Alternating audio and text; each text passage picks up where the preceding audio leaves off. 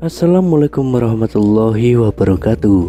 Kembali lagi di channel Nasihat Kehidupan Misteri. Pada video kali ini saya akan membahas tentang Istana Negeri Sabah ada di Indonesia ditemukan oleh warga. Negeri Sabah yang hilang di zaman Nabi Sulaiman dan digambarkan sebagai bagian dari surga yang ada di bumi ternyata berada di Indonesia. Fakta mengejutkan itu disampaikan oleh ahli matematika Islam Kiai Haji Fahmi Basyah Hamdi. Melalui penelitiannya selama 33 tahun lebih sejak tahun 1979 hingga kini, Fahmi Basyah bukan hanya memaparkan tentang peninggalan Nabi Sulaiman yang agung, tapi juga merekonstruksi sejarah Nusantara. Al-Quran datang tidak hanya meluruskan ilmu tauhid dan akhlak manusia, tetapi juga meluruskan dunia kepurbakalaan kita, kata Fahmi Basyah. Menurut Fahmi Basyah, ciri-ciri negeri Sabah yang pernah disinggahi Nabi Sulaiman dan tentaranya telah digambarkan dengan jelas dalam Al-Quran. Melalui kisah Nabi Sulaiman dan Ratu Balqis, kisah itu berawal saat Nabi Sulaiman pergi ke Yaman. Saat berada di Yaman, Sulaiman meminta kepada burung hudhud untuk mencari sumber air. Setelah lama disuruh dan tidak kembali, bahkan setelah dipanggil, burung hudhud akhirnya kembali. Aku telah terbang untuk mengintip dan berjumpa sesuatu yang sangat penting untuk diketahui oleh Tuhan. Demikian kata burung hudhud kepada Nabi Sulaiman. Pernyataan itu lantas mengundang rasa penasaran Nabi Sulaiman. Dilanjutkan burung hudhud, saat sedang mencari sumber mata air, dia terbang jauh dan melihat satu negeri yang indah.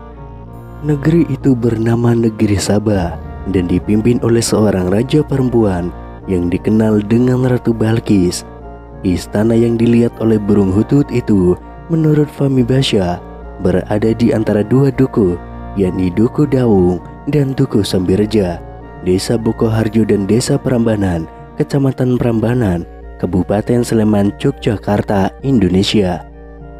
Pemakaian istilah Ratu Boko dalam penelitian ini sekedar untuk mengenali tempat, karena tempat itu sekarang bernama Istana Ratu Boko, bukan untuk mengatakan bahwa Ratu Sabah atau Ratu Balqis sama dengan Ratu Boko, sambung Fahmi Basyah.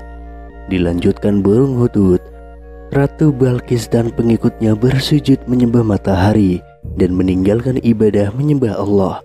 Dia dan pengikutnya juga telah disilapkan matanya oleh syaitan kepada perbuatan yang syirik. Setelah mendengar keterangan burung hudhud, Nabi Sulaiman marah besar sebab tidak ada Tuhan lain yang patut disembah selain Allah. Kemudian dia menulis surat yang isinya meminta Ratu Balqis untuk kembali ke jalan Allah. Surat itu diberikan oleh burung hudhud dan diterima oleh Ratu Balqis. Fahmi Basyah mengklaim surat Nabi Sulaiman itu ditemukan di dalam kolam istana Ratu Boko, terbuat dari lempengan emas. Begitupun dengan tempat upacara menyembah matahari. Mendapat surat Nabi Sulaiman, Ratu Balqis tidak langsung bertobat. Dia malah meminta pengawalnya untuk mengirimkan harta yang berlimpah ke istana Nabi Sulaiman. Pemberian itu dianggap sebagai penolakan atas ajakan kembali ke jalan Allah. Nabi Sulaiman pun semakin berang dan memerintahkan kepada para pengikut Ratu Balqis untuk kembali ke negeri Sabah. Bahkan Sulaiman mengancam akan menyerang negeri Sabah dengan bala tentaranya. Kami akan mendatangi mereka dengan angkatan tentara yang mereka tidak berdaya menentangnya, dan kami akan mengeluarkan mereka dari negeri Sabah dengan keadaan hina menjadi orang-orang tawanan, kata Nabi Sulaiman. Para pengikut Ratu Balqis pun kembali ke negeri Sabah dan menceritakan pengalamannya selama berada di istana Nabi Sulaiman. Mendengar cerita dari para pengikutnya, Ratu Balqis berniat mendatangi langsung Nabi Sulaiman. Niat Ratu Balqis untuk menemui Nabi Sulaiman ternyata sudah diketahui oleh Nabi Sulaiman. Dia lalu memerintahkan kepada para pengawalnya yang terdiri dari manusia, hewan, dan jin untuk membuat upacara penyambutan kedatangan Ratu Balqis. Hai pembesar-pembesar, siapakah di antara kamu sekalian yang sanggup membawa singgasananya Ratu Balqis kepadaku? Sebelum mereka datang kepadaku, sebagai orang yang berserah diri, kata Nabi Sulaiman kepada pengikutnya.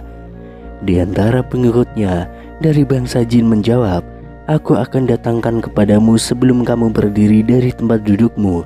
Sesungguhnya aku benar-benar kuat untuk membawanya, lagi dapat dipercaya," jawab jin Ifrit.